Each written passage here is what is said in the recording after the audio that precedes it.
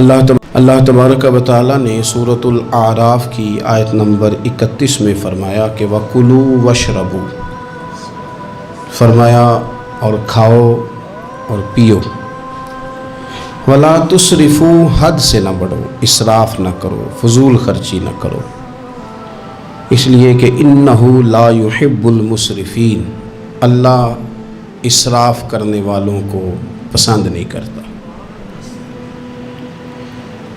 بنو عامر ایک قبیلہ تھا، حج کے لیے آیا کرتا تھا۔ دور جاہلیت میں بھی لوگ حج کرتے تھے، اگرچہ اپنی طریقوں پر کرتے تھے۔ تو قبیلے کے لوگ حج کے لیے آتے تو وہ بہت کم کھانا کھاتے، جب حج پہ آتے بہت تھوڑا، گوشت اور چکنائی تو بالکل استعمال ہی نہیں کرتے تھے۔ نبی پاک صلی اللہ تعالیٰ علیہ وسلم کے بعد صحابہ نے عرض کی، یا رسول اللہ صلی اللہ تعالیٰ علیہ وسلم، حضور ہمارا زیادہ حق نہیں بنتا کہ ہم بھی کچھ چیزوں سے پرہیز کریں؟ اب آپ اندازہ فرمائیں کہ کچھ لوگ ایسے ہیں کہ جو روز شام کو گوشت کے ساتھ کچھ کھاتے ہیں، گوشت کھائیں گے یا گوشت ملا کچھ کھائیں گے تو ان کو پورے حج کے سارے دن ہی منع کر دیا جائے، اور چکنائی اور گھی استعمال نہیں کرنا، تو کون شخص ہے جو اس کے بغیر رہ پائے گا؟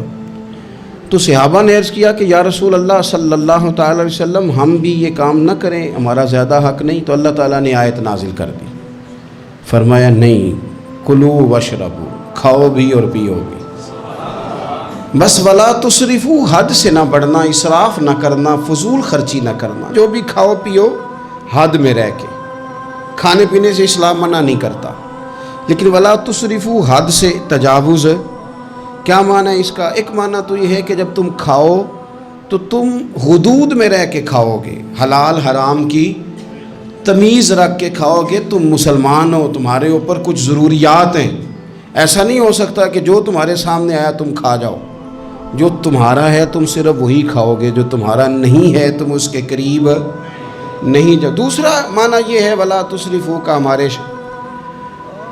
مفسرین نے بیان فرمایا کہ کھانے کے بعد نہیں کھانا، بغیر بھوک کے نہیں کھانا، کثرت سے نہیں کھانا، ہر وقت کھاتے رہنا، ہر وقت کھاتے رہنا، کھانے کو اپنے ذہن پہ سوار کر لینا، رات کو فیصلہ کرنا کہ ناشتے میں یہ کھاؤں گا، اور ناشتہ کرتے ہی دوپہر کے لیے کھانا منگا لینا، پلان کر لینا کہ یہ سبزی منگا لو، اور دوپہر کی ابھی ٹیبل پوری سجی ہوئی ہے اور دانتوں کے اندر وہ شخص صفائی کر رہا ہے اور ساتھ آرڈر دے رہا ہے کہ شام کو میرے لیے فلاں چیز۔ تو کوئی کھانے پینے تو نہیں نہ آیا مسلمان دنیا میں، کھانے پینے تو نہیں آیا، اور اتنا کھانا کہ اس کو سوار کر لینا۔ امام غزالی رحمۃ اللہ علیہ نے احیاء علوم کے اندر لکھا ہے کہ زیادہ کھانے سے مسائل پیدا ہوتے ہیں،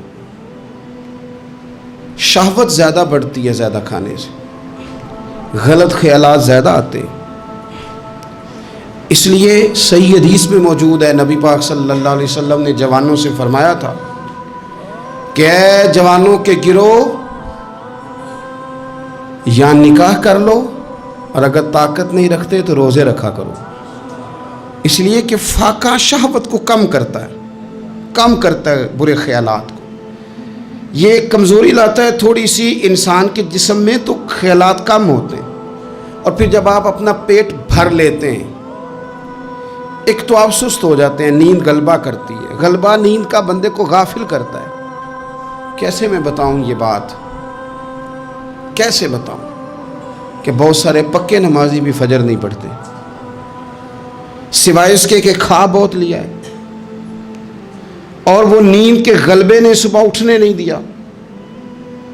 غفلت پیدا ہوتی ہے، شہوت پیدا ہوتی ہے، اور جب آپ کا ذوق بن جاتا ہے زیادہ کھانے کا، پھر آپ کی ذہن کی مشقت بڑھ جاتی ہے، آپ پھر زیادہ کوشش کرتے ہیں، سکون زندگی میں ختم ہو جاتا ہے، پھر یہ بھی کمانا ہے، وہ بھی کمانا ہے، یہ بھی کرنا ہے، خواہشات بڑھتی ہیں، آپ کا معاملہ آگے کی طرف نکل جاتا ہے۔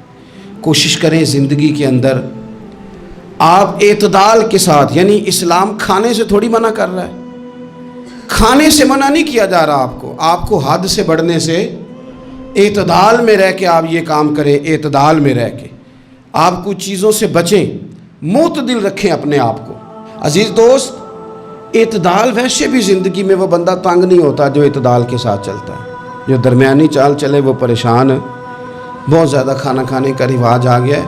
اور پھر یہ کہ کچھ چیزیں بطور فیشن کے بھی، یعنی لوگ کہتے ہیں برگر کا اور پیزے کا رواج بہت زیادہ ہے. میرا ذاتی اس میں رائے یہ ہے کہ بہت سارے لوگ ہیں جو پیزے برگر کو آج بھی پسند نہیں کرتے، لیکن مصیبت یہ ہے کہ یہ کھانا فیشن ہے. یہ نہیں کھائیں گے تو لوگ ہمیں امیر کیسے کہیں گے، نہیں کھائیں گے تو لوگ پڑھا لکھا کیسے کہیں گے، جدید دنیا کا بندہ کیسے مانیں گے اگر نہیں کھائیں گے تو. نہ کریں ایسا، سادی غذا کھائیں اور بہت زیادہ کھانا کھانے سے اپنے آپ کو بچائیں. نبی پاک صلی اللہ تعالی علیہ وسلم خزانوں کے مالک ہیں، خزانوں کے، لیکن حضور نے نا فقر اختیار کیا، تھوڑا کھایا. یہ حدیث کبھی دل کی تختی پہ لکھ لیں تو کام آئے گی. یعنی کون سا ایسا گھر ہے جس میں شام کو روٹی نہ پکے تو قیامت نہ کھڑی ہو؟ عورتیں احتجاج نہ کر دیں، بلکہ روٹی نہ پکنا تو دور کی بات ہے، بچوں کی مرضی کی نہ پکی ہو تو وہ چیزیں توڑتے ہیں. لیکن قربان جائیں، ادھر دیکھو نا، کچھ ہمارے اوپر ہمارے دین کی بھی تو ذمہ داریاں ہیں نا.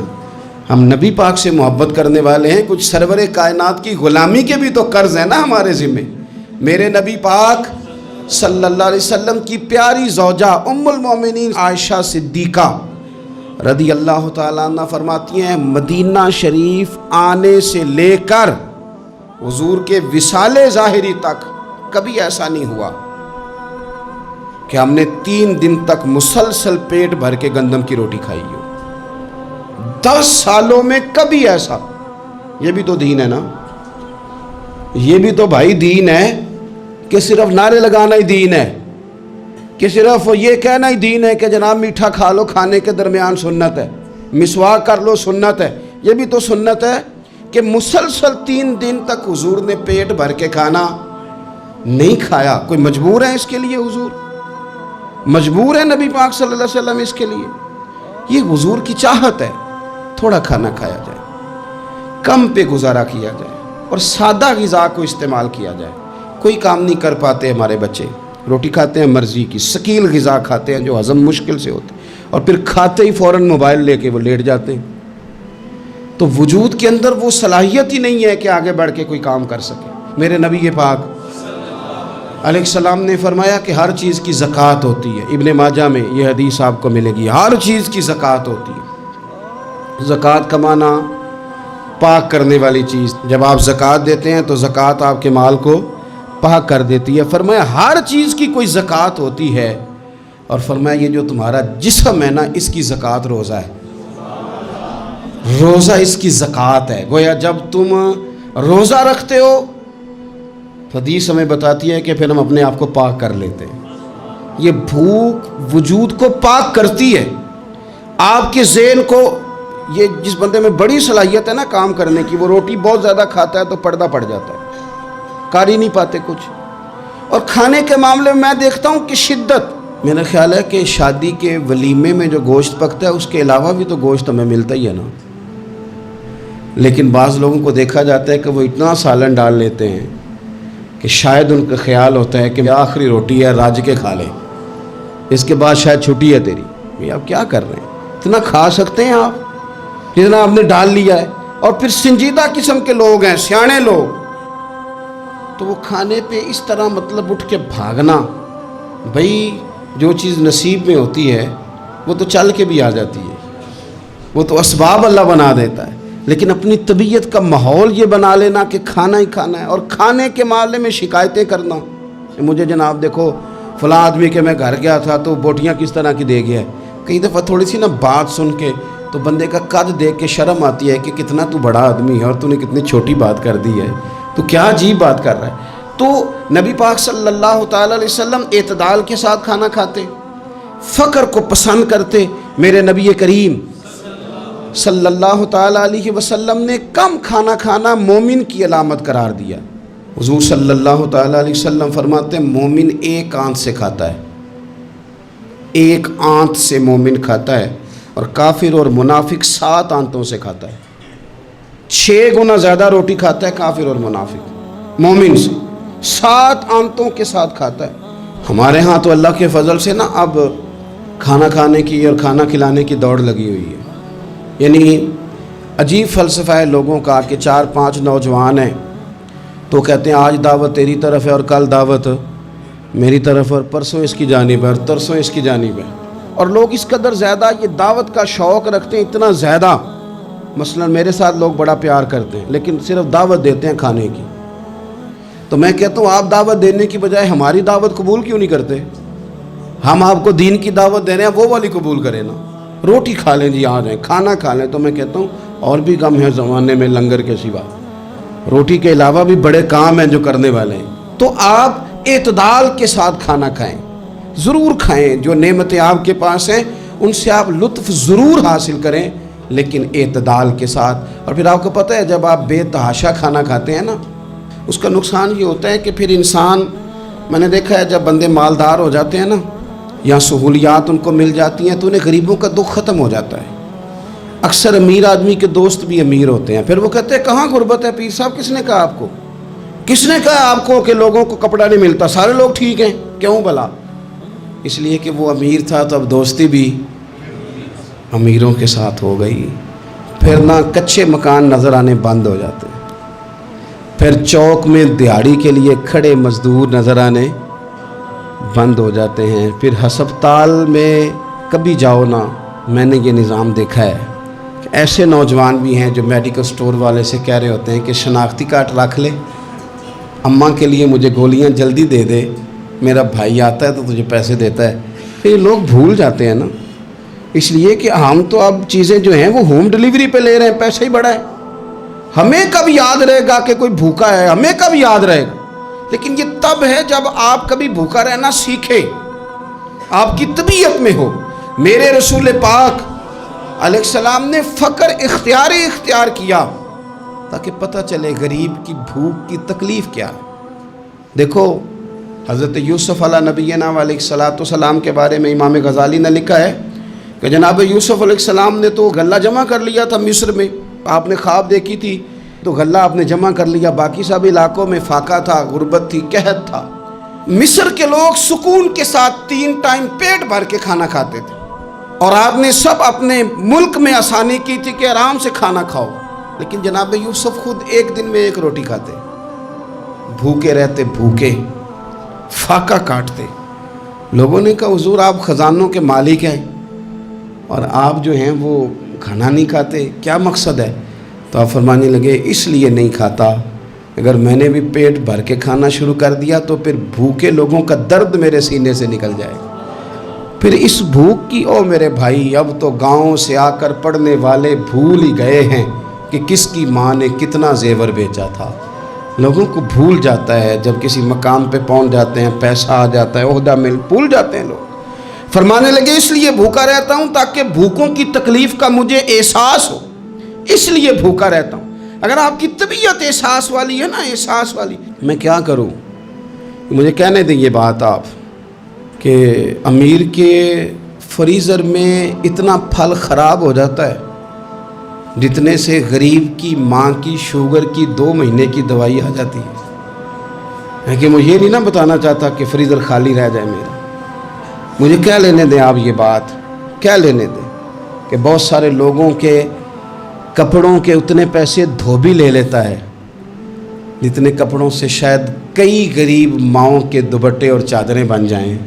لیکن یہ کہ وہ کپڑے دھوبی نہیں استری کرے گا تو ہماری شان کا کیا بنے گا؟ کرو یار, لیکن تھوڑا سا نا, میں نے پچھلے جمعے بھی کہا تھا, اور راشن بنڈن والے لوگوں عیدوں بعد بھی بھوک لگ دیجئے. یہ جو پیٹ کی بھوک ہوتی ہے نا, یہ بندے سے بڑا کچھ کراتی ہے.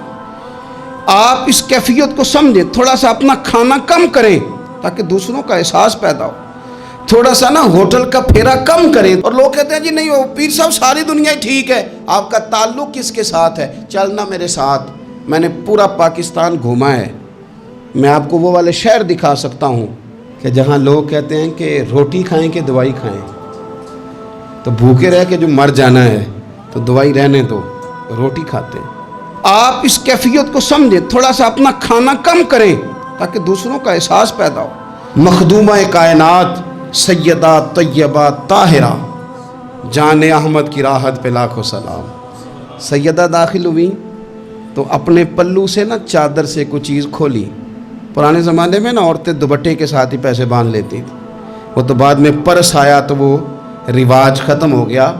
तो दुपट्टे से ना पल्लू से कुछ चीज़ खोली, पैसे बांधते थे लोग, जेवर बांधते थे, कीमती चीज़ें। लेकिन इज़्ज़त वाले रसूल की बेटी ने वो जब अपना पल्लू खोला तो रोटी का टुकड़ा निकला। पूरी रोटी नहीं थी, आधी थी या उससे कुछ ज़्यादा थी, एक हिस्सा रोटी का निकला।